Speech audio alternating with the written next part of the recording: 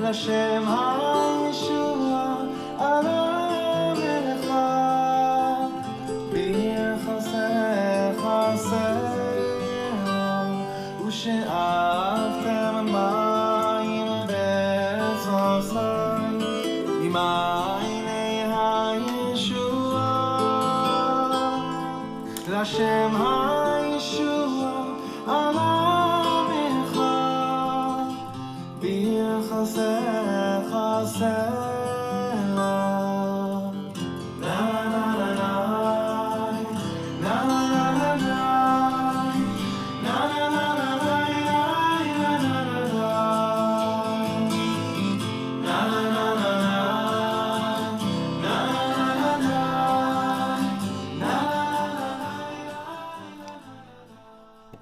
Good evening.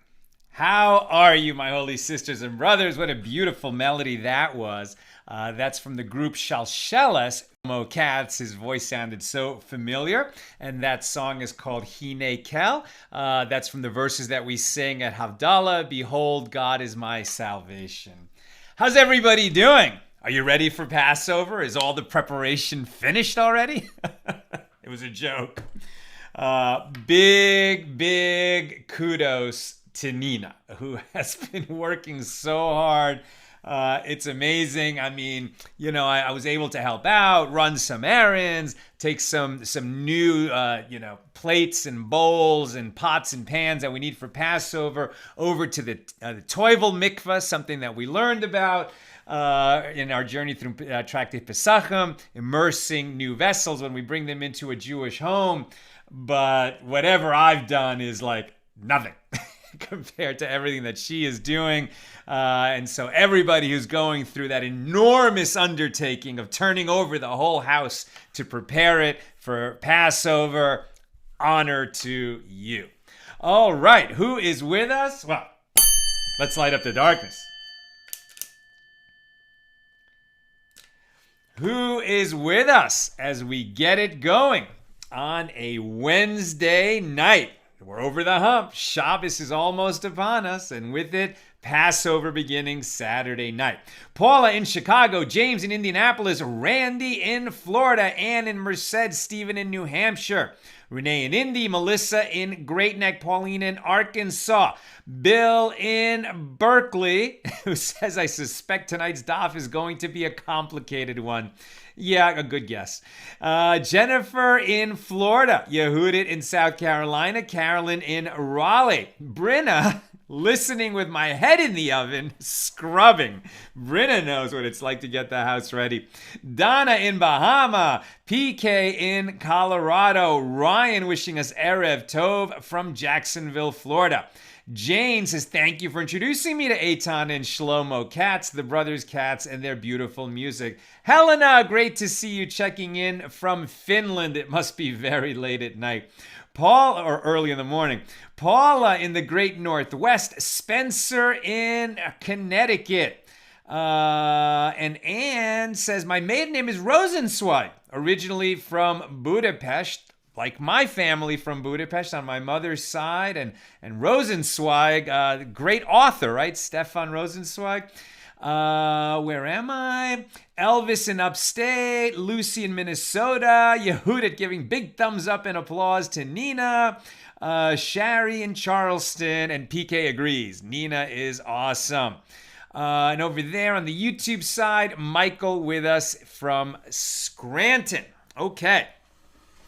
Where are we holding? This is Daf Daled, page 4, here in Tractate Shekalim.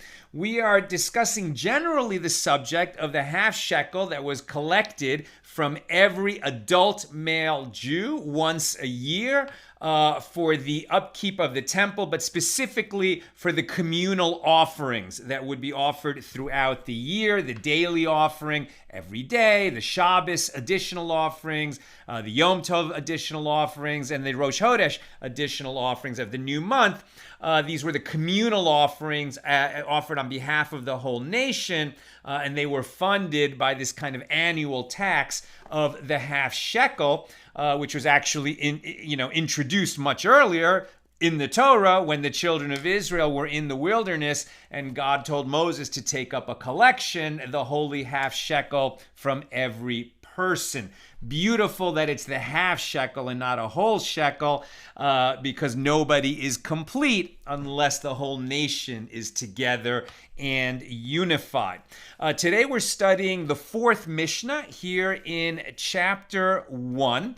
And this follows on what we've been saying the last few days, that at this time of the year, right, they would announce on the first day of Adar, meaning 1 month to go before the first biblical month of the year, meaning Nisan, the Hebrew month of Nisan, which contains Passover. 1 month earlier, on the first day of Adar, they would announce, we're going to be collecting the half shekel. On the 15th of the month, they would begin collecting the half shekel.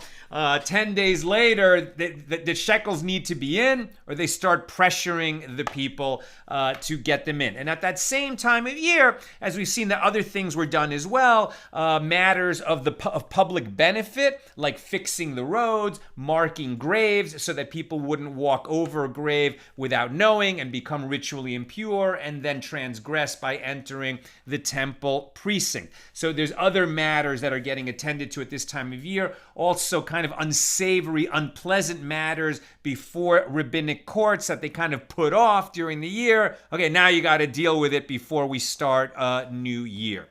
All right, that's where we've been. Now we get into halacha number 4, Mishnah number 4. The chapter headings are just introduced a little bit differently because Shekalim is actually not one of the tractates of the Babylonian Talmud. It's borrowed from the Talmud Yerushalmi, the Jerusalem Talmud, which was compiled over in the Holy Land at a time of great oppression by the Romans, and that's why the Jerusalem Talmud was actually never finished, and why it's the Babylonian Talmud that is basically understood to be the definitive Talmud, because the Jewish community in Babylonia had more freedom within the Persian Empire to study and teach, etc., over a long period of time, and that's why the more definitive Talmud was completed over there in Bavel, in Babylonia. However, the Jerusalem Talmud is closer to the source, as it were, and even though it wasn't completed, we make reference to it all the time. And here we borrowed a whole book from the Jerusalem Talmud, the Shekalim, and we included in the Daf Yomi cycle and in Babylonian and in printed editions of the Babylonian Talmud because it's important. Right? So here we go. Mishnah number 4, or as it's worded from the Jerusalem Talmud, halacha number 4. Although the sages said, as stated in the previous Mishnah, that the court does not seize collateral from women, slaves, and minors, as they are not obligated to contribute the half shekel each year. It's only adult male Jews, adult meaning 20 and up, who must contribute the half shekel. Every person, no matter what their income is, this is not an income tax, right? Everybody, every adult male Jew, no matter what their status is, owes the half shekel. And as we saw, every adult male Jew, right? So as long as he's a Jew, doesn't matter if he's a priest or a Levite, certainly doesn't matter if he's a convert, everybody owes. What we were seeing yesterday, and if they didn't pay, they would pressure them, right? The court was even authorized its agents to seize collateral from people in order to say, you have to pay your half shekel. We're going to hold on to this collateral until you do. In today's Mishnah, we see that they would not seize collateral from women, slaves, and minors because they're not obligated to pay the half shekel. However, if they contributed a shekel of their own accord, and by this we mean the half shekel, and we'll get to that in a moment, the temple treasurers accept it from them. They're not obligated to pay, but they are permitted to pay into the temple treasury. Conversely, in the case of a Gentile or a kuti, meaning a Samaritan who contributed a shekel to participate in the communal offerings, they do not accept it from them. And likewise, they do not accept from a Gentile or a Samaritan pairs of birds sacrificed in the purification ritual of a zav, pairs of birds of a zava. So a zav and a zava are people who've had certain bodily emissions, rendering them tameh, ritually impure. And then they have to bring a certain kind of offering to the temple, a bird offering, to become pure again. but they would not accept these kinds of offerings from non-Jews. It makes sense you wouldn't take it from Gentiles because Gentiles don't become impure. These laws don't apply to them, right? It's only a Jew who becomes pure, who becomes impure, and then needs to get purified again before he can walk into the temple precinct and eat teruma if he's a priest, etc. But these laws don't apply to non-Jews. The Samaritans are a special case, right? They're called Samaritan is how we're translating it in the Aramaic or in the Hebrew here. It's kutim. Why? So we might call them Kutites, right? And what was happening there was during the first temple period, we had a situation where, there was a division in Israel, right? So there was a civil war, essentially. Solomon's son was a very unsuccessful king, and half of the kingdom split off. And that's why we had Judea, which was the southern kingdom, and the northern kingdom of Israel. The southern kingdom, called Judea, included Jerusalem. The northern kingdom was essentially the area of the 10 tribes, and they were, split off and then tried to set up their own temple, which was never really authorized or accepted, certainly not by Judea. And then eventually that northern kingdom was defeated by Assyria, by Assyria. And what did they do? The Assyrians took the Jews out. This was a tactic that we see in several places in Jewish history and in world history, that when one kingdom conquers another, they take the people and move them out of the land, and then so that the land won't lie fallow, they bring in other people to populate that land. That way you don't have this nation of people attached to their land and constantly wanting to rebel against the greater kingdom. You exile them to other parts of the kingdom and they become less dangerous. That's what happened to us at the end of the first temple period when we had the Babylonian exile. But earlier there was this Assyrian conquest of the northern kingdom. They took the Jews away, and that's why we talk about the lost tribes of Israel. Those 10 tribes were lost. And then they were replaced by these people called the Kutites. So they were not Jews at all, but they were moved into the land of Israel. And they started to be literally attacked by lions, right? And they understood it to mean that the reason they were falling prey literally to lions is because they had replaced the Jewish people in the Jewish land, and they were going to remain in danger as long as they were there. So what did they do? They converted to Judaism. They became Jews. But they were called lion converts because they weren't really wholehearted about becoming Jews. They just didn't want to be eaten by lions, which seemed to keep happening to them. And because they weren't really wholehearted about that conversion, they actually continued to worship idols. These people, because they were settled in Samaria, this northern area of Israel, came to be called the Samaritans. And so there was a question, a kind of debate that would last for a long time in Jewish history is, were the Samaritans really Jews or not? And because they kept up their idolatrous practices, even at the same time that they were performing certain of the commandments, but not all of them, overall, the general consensus over time came to be that no, they're not Jews. They don't really relate to modern Samaritans. That's a different question.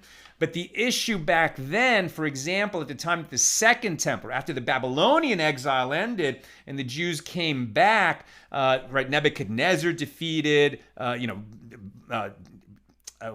besieged and destroyed Jerusalem and the First Temple. 70 years we were away. Finally, Persia defeated Babylonia, and then we got I think it was Cyrus enabled us to come back and said, okay, you can rebuild your temple.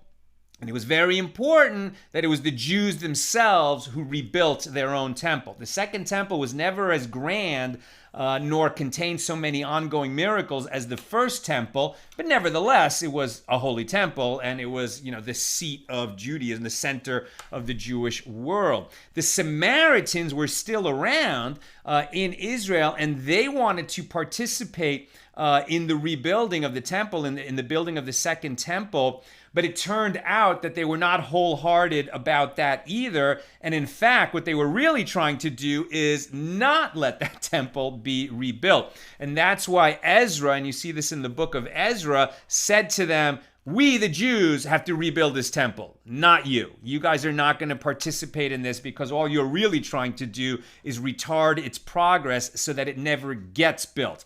So that gives you some history over the issues with the Samaritans in the Holy Land and why the sages had a very troubled attitude toward the Samaritans.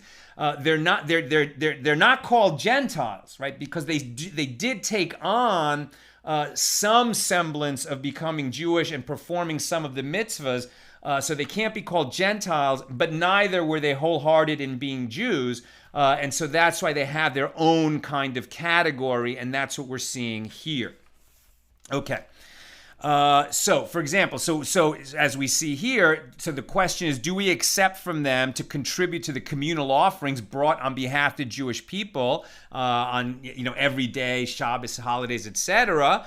No, they would not, according to this Mishnah, and certainly we wouldn't take from them that they would bring offerings in the temple because they had become tamei and wanted to be purified. You might think that if they want to participate in those kinds of offerings, it's like they're taking the Judaism seriously, but they weren't, and that's why they weren't allowed to bring those offerings.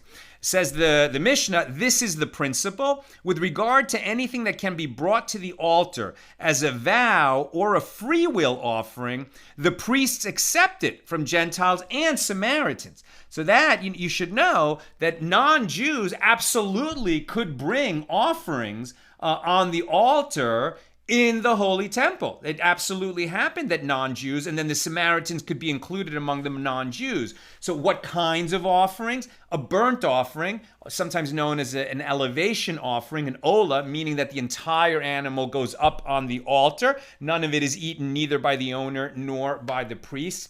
And vow offerings, right? They would vow to bring an offering, and then they could fulfill the vow.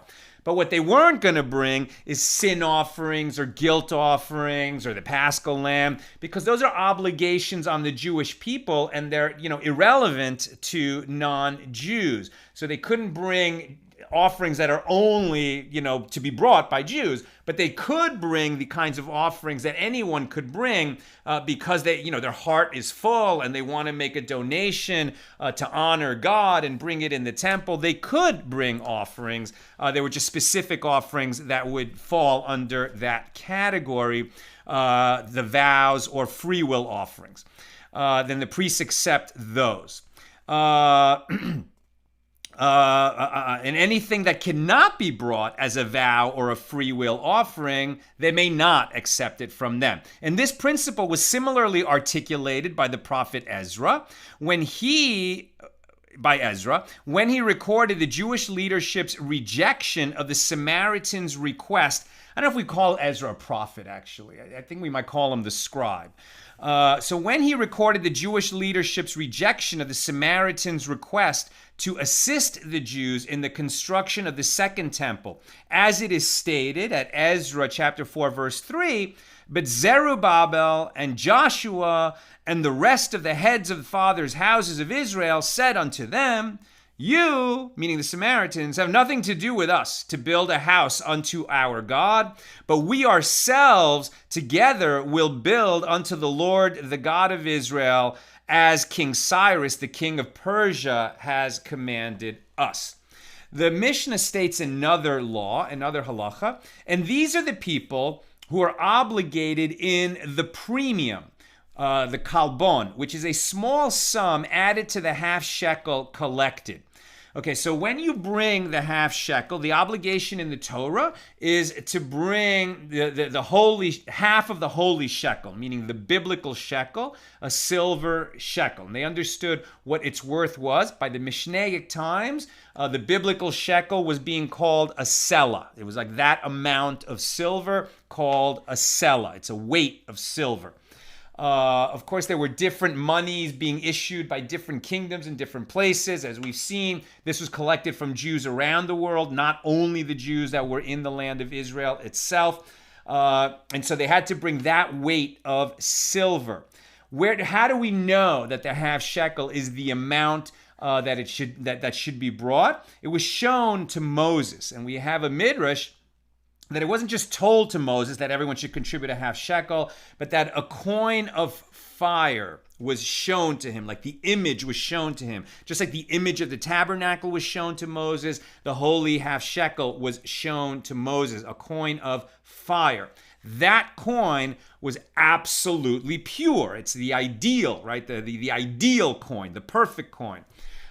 When people bring coins in the real world, even if it's that full weight of silver of the holy half shekel, you can imagine that there's going to be some impurities in it. And so what the sages decreed is that whenever you're bringing the half shekel, you would also have to bring a little premium, basically the smallest unit of money that they had, called a ma, which is like 1/24th of the holy shekel, and basically a penny, right? It's like you add a penny, or silver penny, to make sure that the amount that you're bringing, it does not somehow come underweight. Like you provide a little bit, a hair less silver than you're supposed to bring.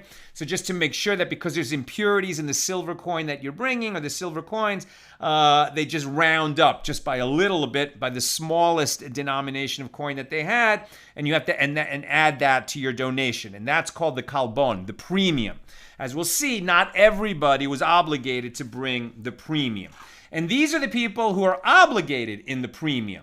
The Levites, Israelites, converts, emancipated Canaanite slaves, but not priests, women, slaves, or minors. Right? So women, slaves, and minors are not obligated to pay the half shekel. So if they want to pay it, they can pay it. They don't have to pay the premium.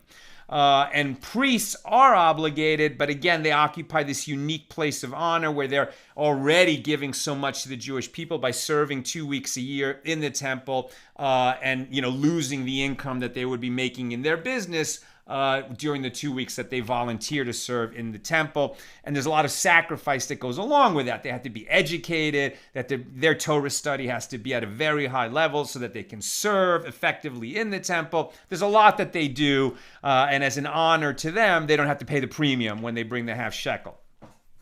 One who contributes a half shekel on behalf of a priest, on behalf of a woman, on behalf of a slave, or on behalf of a child is exempt from the premium, as they are exempt. But if he contributed on his own behalf and on behalf of another, for example, he contributed a whole shekel to discharge both his own obligation and that of someone else, he is obligated in one premium. One premium will cover this. If he's bringing one coin. Rabbi Meir says he must pay 2 premiums. The Mishna further states one who gives the collection agent a sela, meaning a whole shekel, and takes a shekel, i.e. a half shekel, as change, is obligated in 2 premiums, right? Because any time that you're doing business, as it were, with the Holy Temple, they're going to arrange it so that you take a little loss, just a slight loss, no matter what you're doing. Whether you're donating, you're going to have to donate a little more. If you're receiving, you're going to have to receive a little less. If you're selling, you're going to have to receive a little tiny bit less than the value of what you're selling to the temple. If you're buying from the temple, you're going to have to pay just a little bit more. And that is to save people from coming to make the transgression of misappropriating hekdesh, misappropriating holy property, right? Because whenever you do business with the temple, you're dealing with matters of holiness. They're going to err in the temple's favor so that it should never happen that by mistake you misappropriate even a little bit of holy property, because that would be a sin. Where am I? Okay, so we just said that. Now, then we have a sort of complicated law. Partnered brothers brothers who are partners, right? They inherited from their father.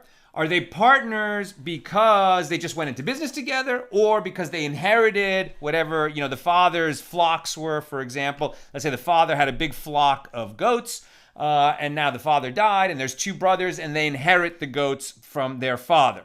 So before they divide up the goats, before the estate has been divided, so the brothers are inheritors, are they deemed to be partners, or are they just sort of custodians of the father's estate that has not yet been divided?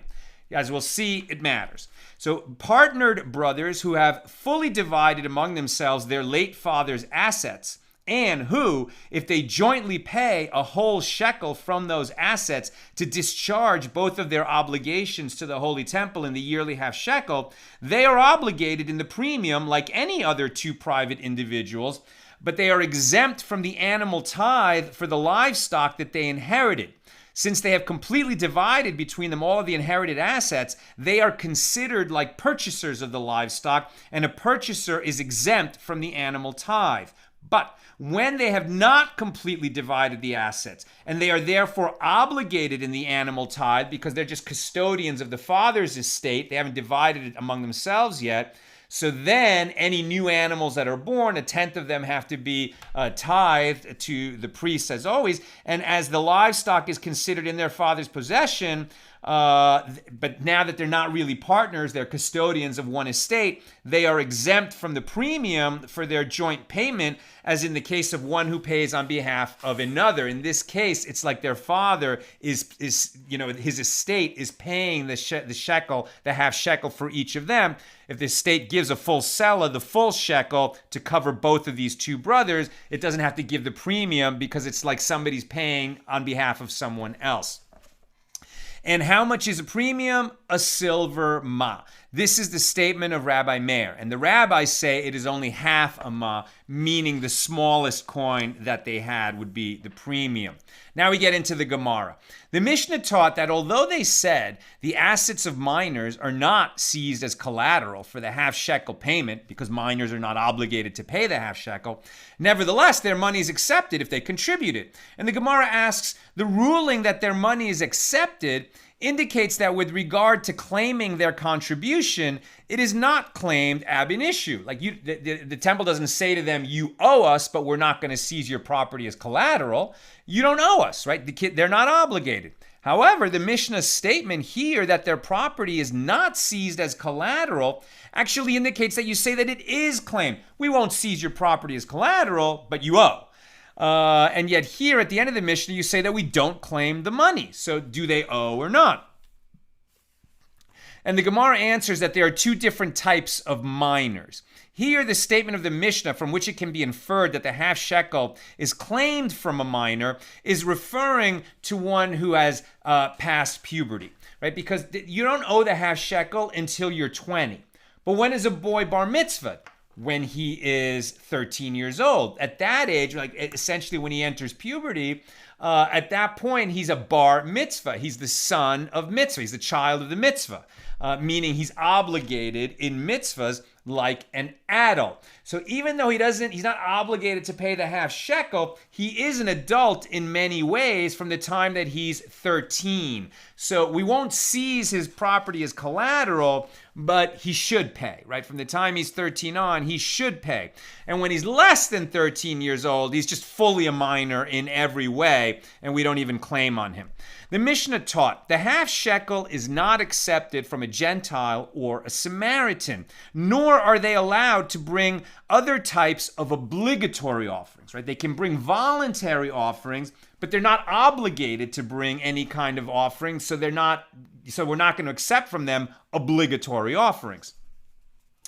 Rabbi Ba said, the Mishnah's ruling that both half shekels and obligatory offerings are not accepted is referring to Samaritans, and it can be explained according to the opinion of the one who said that a Samaritan is considered like a Gentile, as the sages disagreed with regard to this matter.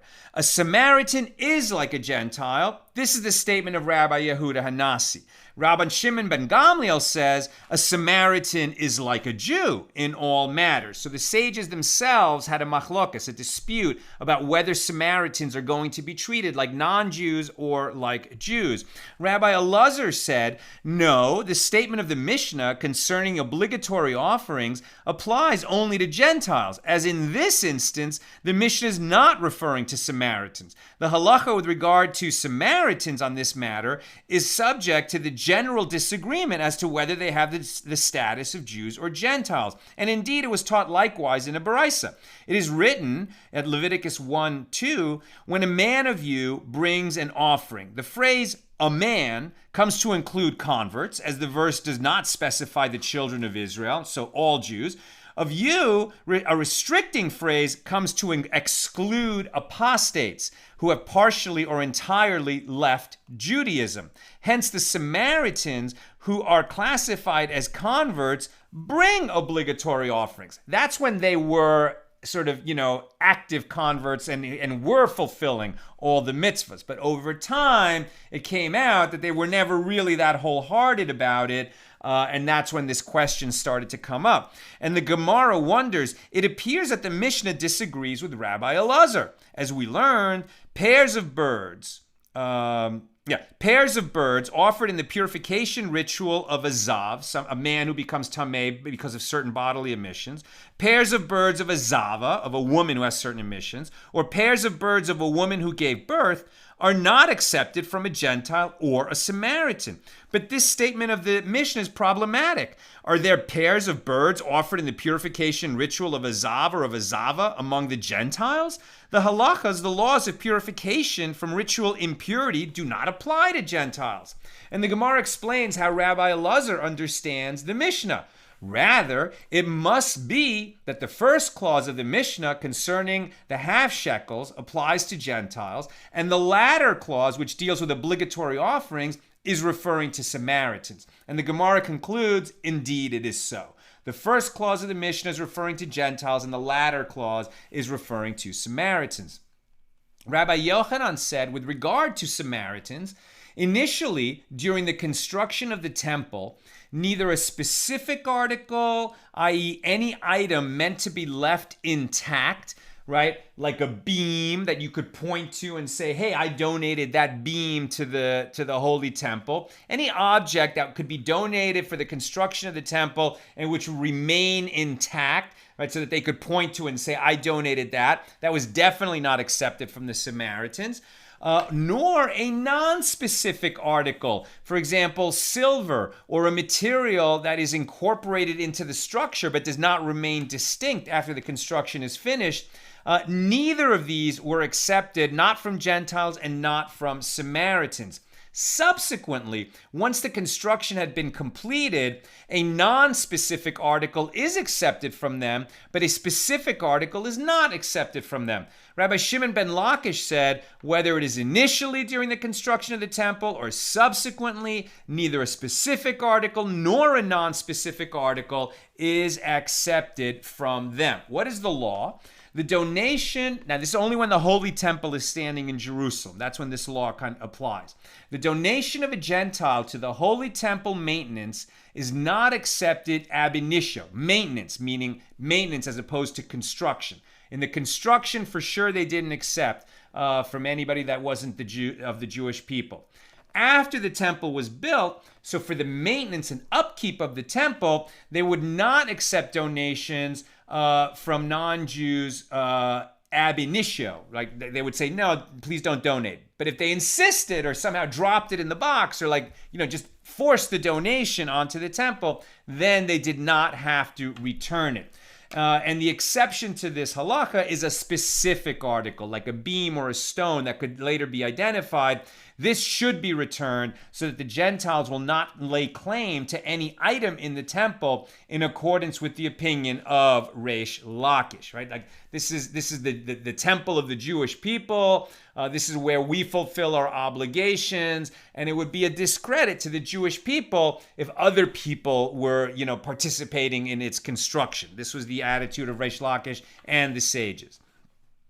The Gemara wonders, a Baraisa apparently disagrees with the opinion of Rabbi Yochanan. Consecrated property and donations for the maintenance of the temple are not accepted from them. This statement does not distinguish between the initial period of construction of the temple and afterward, or between specific and non-specific articles. And the Gemara answers, Rabbi Yochanan would resolve it and explain that the Baraisa indeed addresses the law of donations both at the start and at the end of the construction of the temple, but only with regard to specific articles. Therefore, the Baraisa does not contradict the opinion of Rabbi Yochanan. It was stated above that Rabbi Shimon ben Lakish, also known as Reish Lakish, said, whether it is initially during the construction of the temple or subsequently, neither a specific article nor a non-specific article is accepted from them. And the Gemara wonders, a Baraisa apparently disagrees with the opinion of Rabbi Shimon ben Lakish, as it was taught over in Tractate Arachin on page 5. All agree that Gentiles may vow and be the subject of a vow. A Gentile who vows to donate his own value, and we'll discuss this later in our journey through the Talmud, but every person has a monetary value. Obviously, people are priceless. You can't put a price on a person, but they have a value assigned by the Torah. It's relatively a small value. But when you say, I vow to give my value, it's sort of like a standard donation that you could give to the temple, and that was just based on the age and gender of a person. And that really only applies to Jews. So the issue was, well, what if a non-Jew said, well, I'm going to give my valuation. I'm going to donate my valuation to the temple. And so Rabbi Shimon ben Lakish says, as it was taught in Arachin 5, all agree that Gentiles may vow and be the subject of a vow. A Gentile who vows to donate his own value to the temple and a Jew who vows to donate the value of the Gentile must donate that sum to the temple maintenance fund. This shows that pledges are accepted from Gentiles, which contradicts the opinion of Rabbi Shimon ben Lakish. And the Gemara answers, Rabbi Shimon ben Lakish would resolve this contradiction by explaining that this Baraisa is referring not to temple maintenance, but a vow to bring a burnt offering, which everyone agrees a Gentile may do.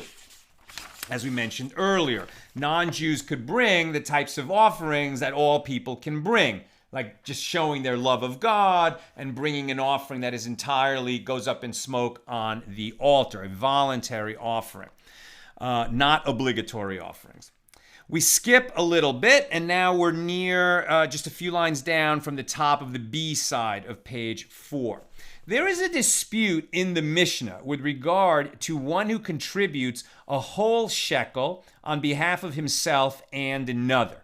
So now we're going to get into this issue surrounding this idea of the premium. To make sure that you're giving the temple what it is actually due, you add this little, like a penny basically, this extra little coin to make sure that you don't even accidentally shortchange the temple in matters of holiness.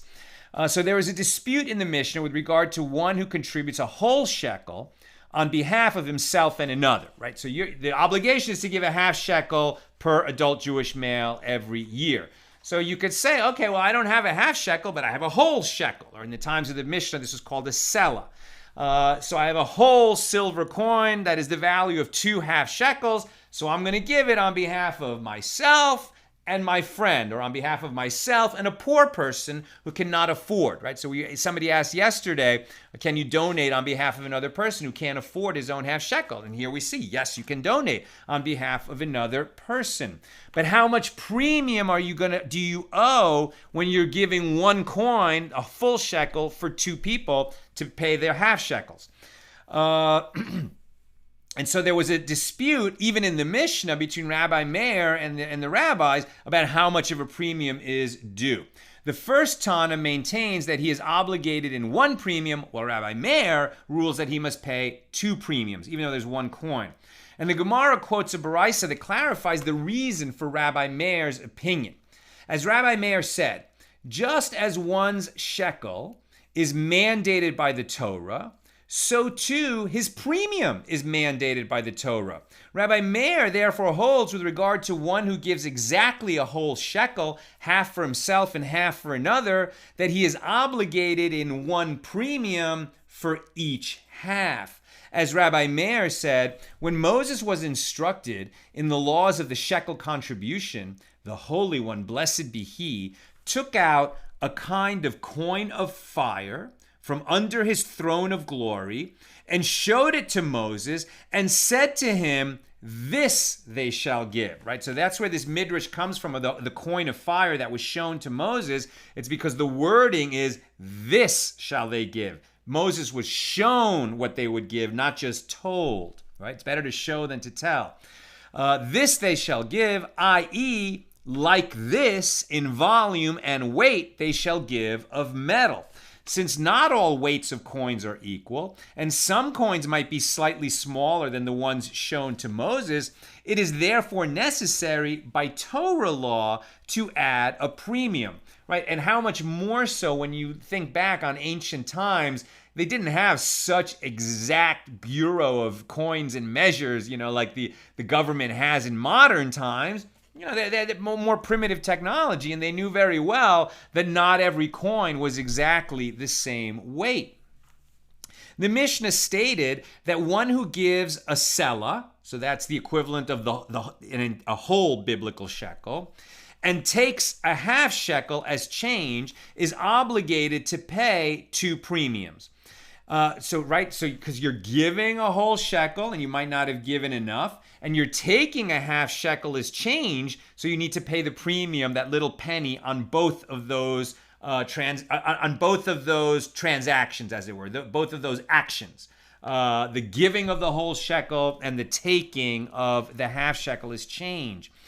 So you owe a premium on both, just to make sure you're not shortchanging the temple. Where am I? Is obligated to in 2 premiums. Rabbi Elazar said, this is the opinion of Rabbi Meir. As it was taught in a Baraisa, these are obligated in a premium, etc. One who gives a selah and takes a half shekel is obligated, according to the opinion of the rabbis, to pay 1 premium. But Rabbi Meir says he must give 2 premiums. And Rav said, no. This ruling of the Mishnah is a statement accepted by all, as everyone agrees with that which Rabbi Meir said. One who hands over a whole shekel and receives a half shekel back must give 1 premium for the shekel that he gives to the money changer, and 1 premium for the half shekel that he receives as change, and a 3rd premium as the one mandated by the Torah to make up the requisite weight. And the Gemara adds, this means that according to the opinion of Rav, there are 3 premiums. In support of this claim, the Gemara relates, when Rabbi Yirmiyah came, he said explicitly that Rabbi Shmuel bar Rav Yitzchak said in the name of Rav, there are 3 premiums. 1 for the shekel that he gives, and 1 for the shekel he receives, and 1 that applies by Torah law. It's a little bit confusing when he says the shekel that he receives, and it's worth noting here that the selah, the coin that was around in the times of the Mishnah, is equal to the biblical shekel. But there was also a coin called a shekel at the times of the Mishnah, which was equal to half a selah, right? Half a selah. Why? Because every year people would have to pay that half shekel, right? So the half shekel of the Bible is equal to the shekel of the Mishnah. It's a little bit confusing, so I'll just keep clarifying as we go along. Sometimes in the Gemara, in the Aramaic, it refers to the shekel when it means the biblical half shekel. So worth mentioning. Okay. So in support of this claim, Rabbi Yirmiyah came. He said explicitly that Rabbi Shmuel bar Rav Yitzchak said in the name of Rav, there are 3 premiums, 1 for the shekel he gives, and 1 for the half shekel he receives, and 1 that applies by Torah law to make sure, because there might be impurities in whatever you're giving. The Mishnah stated that a certain type of partnership between brothers, now going back to the subject of partners who inherit from their father, and their status is going to change. First, they're their father's sons. The father owns a business, and they're supported by their father. Then the father dies, and the estate remains whole, and they might be supported by the estate. Once they divide the estate into 2 inheritances, so now it's as if they purchased from the estate and received everything that the estate had, and now they're 2 independent people. But if they then decide to become business partners, then their relationship changes once again. And at each of those points in that chain, when they're their father's sons, when the father dies, and they're caretakers of the estate, and then when they divide the estate, And then when they partner again, their obligations are going to be different with respect to two matters, whether they need to tithe the animals, 1/10 of the newborn animals, and whether they need to pay the premium on the half-shekel that each of them owes since they're adults.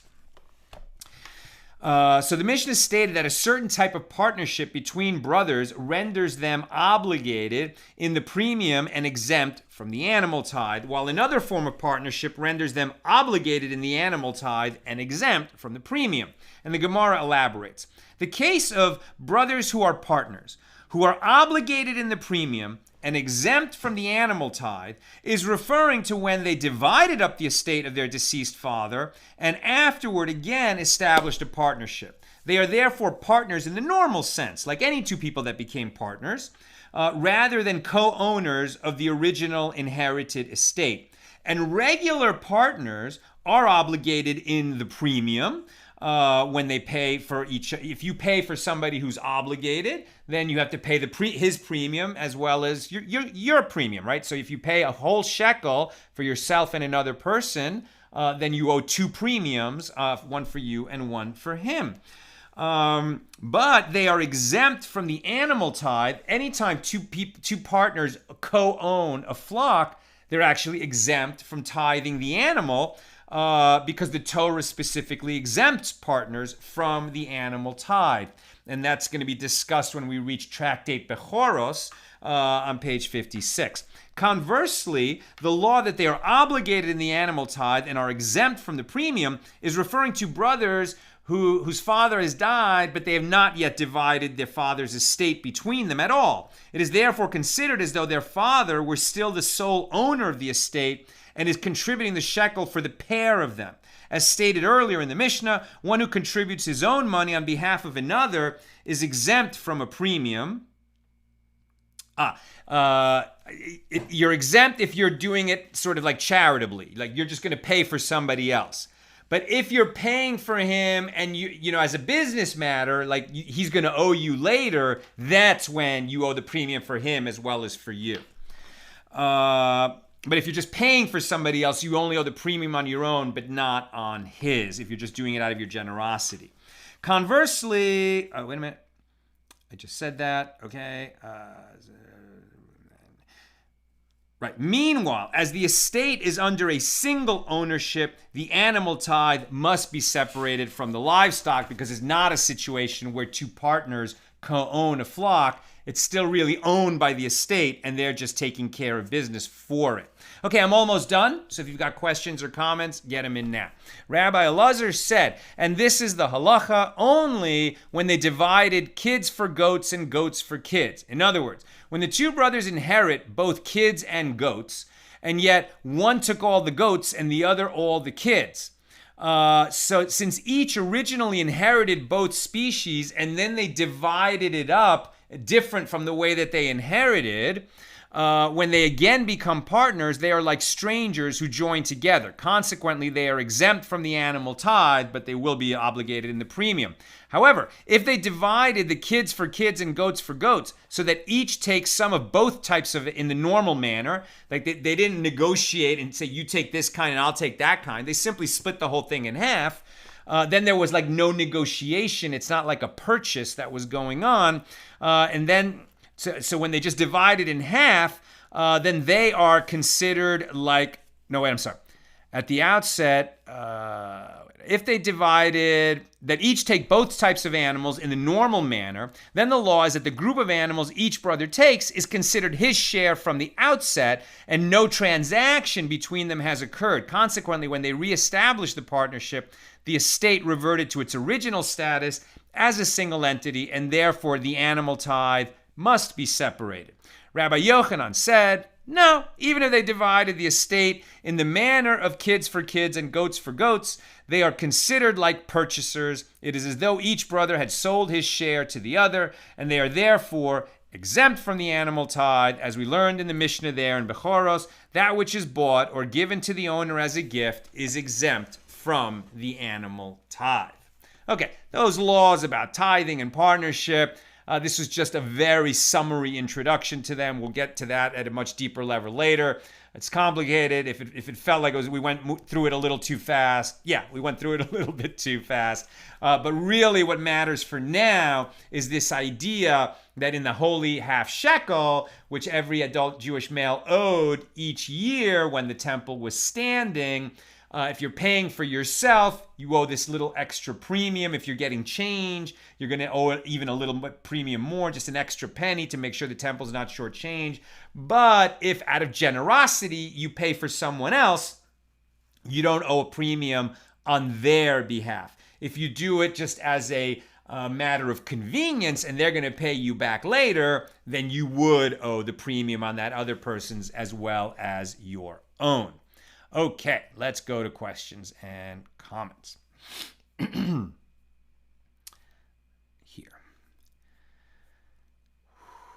Hold on 1 second. Reloading. Very good. So, Bill. So let's say that I, as a Gentile, have somehow gotten lost in some time travel story, and I found my way to late antiquity when the temple is standing. Obviously, I can, if I'm in the area, make one of the general offerings to God at the temple. But would I have been in a position to, while making that offering, say, here, have some coins while we're on the matter for the upkeep of the space in which the offering will be made without being rude? And it seems like they would say to you, not necessary, but if you already dropped them in the box, then they wouldn't like go digging through the box to give it back to you. That's what we learned tonight. It would be better not to, because this is really an obligation of the Jewish people. But if you did, then it did not have to be returned, right? So it's the perfect question, and that was the answer. So Lucy, were the sages and Ezra concerned that if they accepted specific donations from Gentiles or Samaritans, the Jewish people would lose some control of the temple because they would no longer have exclusive ownership? I mean, yeah, that's basically it. It might be thought of more as a matter of honor rather than ownership. But let's see what it says here.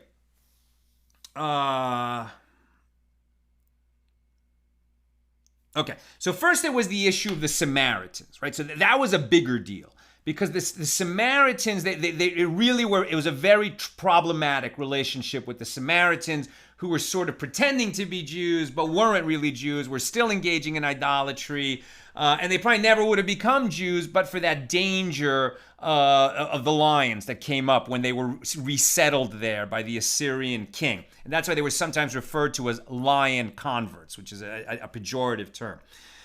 So the Gemara explains elsewhere, as we mentioned in Arachin, page 5, that this is part of the response to the attempt by the Samaritans to participate in the building of the temple at the time of Ezra. They were told, "You have nothing to do with us to build a house of our God." And then the people of the land weakened the hands of the people of Judah and harried them while they were building. I mean, the Samaritans really went out of their way to interfere with the building of the second temple. And the exiles returning from Babylonia to Eretz Yisrael realized that in seeking to join the construction, the Samaritans, who were the adversaries of Judah and Benjamin, right? Judah and Benjamin were the two tribes that were not lost, meaning the southern kingdom of Judea, which also included the area of Benjamin, as opposed to the 10 northern tribes who had been, Assyria had taken them out of Israel and replaced them with these Kutites, who then became known as the Samaritans. Samaria is that northern part of Israel.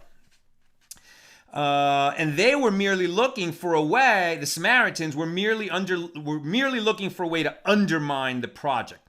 Their contribution would also have meant that the construction of the temple was overly dependent on the material support of non-Jews, which could later easily be withdrawn.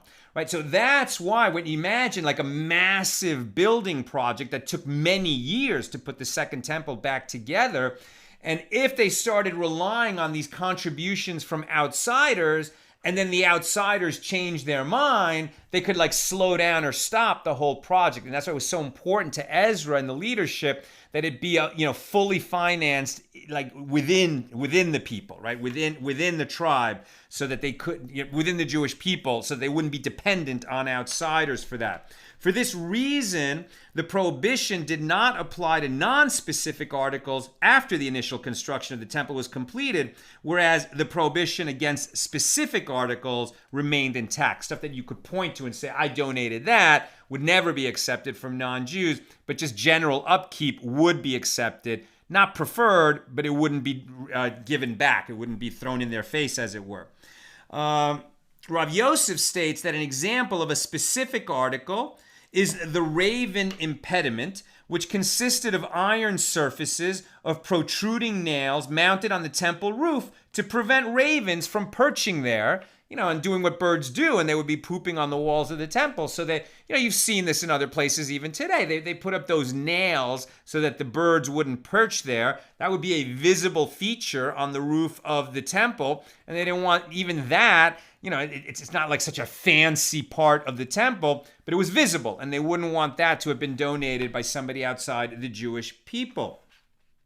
And this example indicates that the term specific article connotes a noticeable item for which the non-Jew could take credit. It would be considered a disgrace to Israel if recognizable items in the temple were built by non-Jews who could use them as a source of pride at Israel's expense. Rabbeinu Gershom interprets specific article as anything individually discernible, for example, a beam, which the non-Jew could point to and demand its return, as opposed to water or salt, which are not used in the construction itself, but are sold for their proceeds. So, Lucy, where you're talking about exclusive ownership, according to Rabbeinu Gershom, he's a later commentator, maybe 500 years later than the Gemara, but he was saying what you're saying. It's like the non-Jew could point to that beam and say, well, I donated that, and now you're not treating me nice, I want it back. So they didn't want to have that kind of a situation.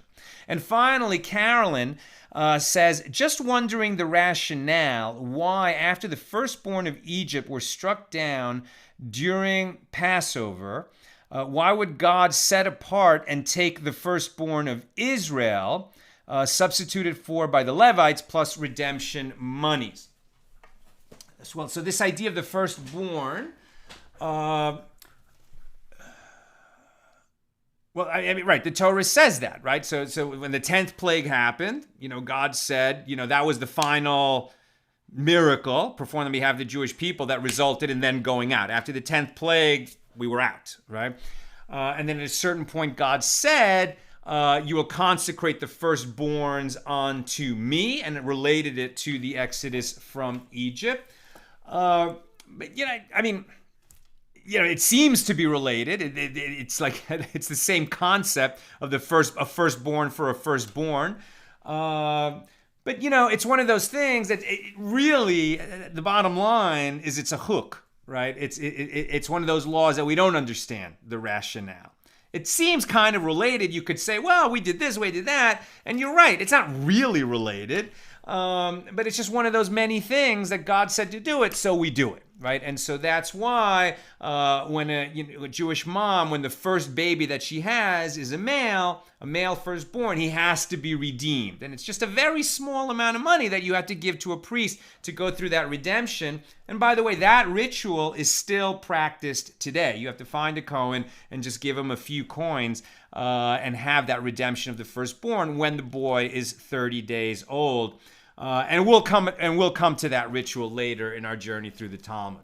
Okay, that's what I've got for us today. Tomorrow, I'll be live twice at the regular time when we'll be doing, God willing, page 5 here in Tractate Shekalim. But in the morning at 9 a.m. Pacific, noon Eastern, we'll do that last bit of Tractate Pesachim, and make a siyum, which is going to excuse me and other firstborns like me who would normally have to fast. The fast of the firstborn is normally Erev Pesach, the day before Passover night. The firstborns are obligated to fast in commemoration of what you're talking about, the plague of the firstborn and the redemption of the firstborn, etc. But you don't fast on Shabbos, and you don't fast on Erev Shabbos, and that's why the fast is tomorrow, Thursday. It's a minor fast, and if you're making a celebration for a siyum, the completion of a course of study, then you can eat. And once you've eaten, so then the rest of the fast is dismissed as well. So we'll be doing that and saying the blessings and making a l'chaim and eating a little bit treat at 9 a.m. Pacific tomorrow. God's help. See you then or tomorrow night, and have a great night.